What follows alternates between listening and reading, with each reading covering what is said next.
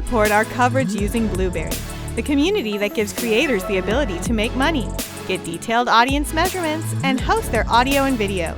Get 30 days to try out the service using promo code Blueberry004. That's BLUBRRY004. All right. Hey, good morning and welcome to CES and our coverage here. So, talked to you folks the other day over in the booth. Yeah.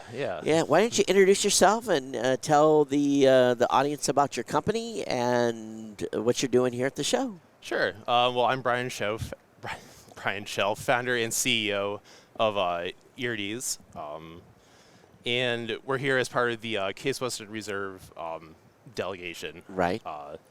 They're very kind enough to invite us here since one of our founding members is an alumni. So big shout out to them. Yeah. And we're here. Our product, basically, we've taken every freely available live outdoor web camera, like traffic cameras, resort cameras, all that sort of thing. This huge source of data that's sort of spread out in all these different formats at different places. And we've developed a way to take all that and put it into one single database in one format, which, of course, lends itself to any number of machine learning applications, which is what we're here trying to get funding for, is to develop those further. So, when I was in at your booth, what amazed me was, and I think we've all seen this, sometimes we want to look at a traffic cam per se to see how bad, you have lots of apps now that tells you what the traffic is. Mm-hmm. But sometimes maybe you want to look and say, I knew at least in Hawaii that some of the cameras I could see in certain stretches, and I knew where bottlenecks were, and it would tell me, okay, I know my commute's going to be an hour versus 30 minutes, But I knew where that specific site was. I didn't know where any of the other sites, because each state and these things are spread across hundreds, probably maybe 1,000. 50 different formats, 50 different websites, and that's just the states. That's not even including all of the other sources that were. So you guys have mapped and basically put in a geo map. I guess that's the best way to say it. Where every traffic cam is in the database, and you can see along the route you're going, and these other sources too, where actually cameras exist. Yep. Yeah, and that's one of the really cool things about this is, like, we can take all these, just really any source, and then it's all in one place in one format. So if whatever you're trying to do, we can add just a huge amount of data. Like, we've talked to people who are doing machine learning with sets of 200 or 600 cameras. Right. And, we can quintuple that immediately. So on what you're doing. So for the machine learning, what do you think then are potential research or scenarios people would run? Well, one thing I've personally been working on my little laptop in my spare time at 2 in the morning is I've been working on an algorithm that can automatically detect whether snow is sticking to a road or not. And what we want to do is sort of develop a route planning feature to this that will take all that into account, in addition to just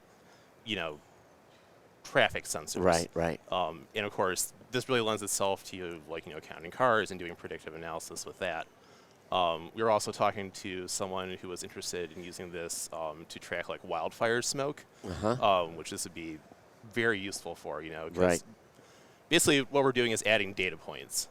What I've come to realize is a lot of the machine learning applications are already out there, but they're using sample sizes of a few hundred.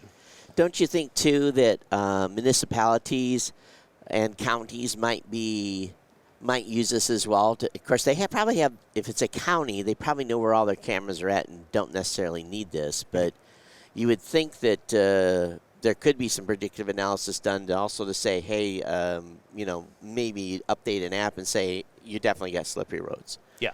Oh, yeah. You can see it, but, maybe it's some sort of warning before someone gets in a car to go on a route. Yes. And by the way, you've got snow and ice on this route. That's exactly what we're trying to do here. The way I sort of envision it is, we run this more or less continuously, and then it highlights the sections of road that have snow on them. Right. If the road is snow covered or not, or if it's wet or not, or if it's sunny and dry. Yeah, it's very, very cool. So where can people find information? What's the website and what's the cost? So the website is iridesusa.com, and that gives you access to the 42,000 state cameras that we have. We have more lined up, but for money reasons, essentially, we're limiting ourselves Sure. at the moment. But you get access to all those for $10 a year right now. Awesome. We're really just Wow. trying to get the word out and Wow.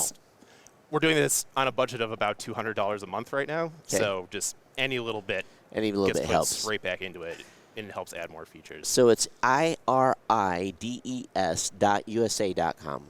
iridesusa.com. Okay. Yeah. Oh, okay. All right. I put a USA. I put a dot in there that needed to be in there.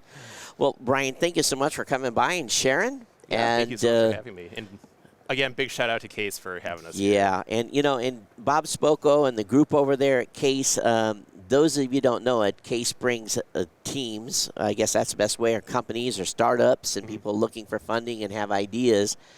It's Case Western Reserve to the show, and we've talked to their teams or to the groups that they bring to the show for many years. So it's a great job over there. Great program out of Cincinnati.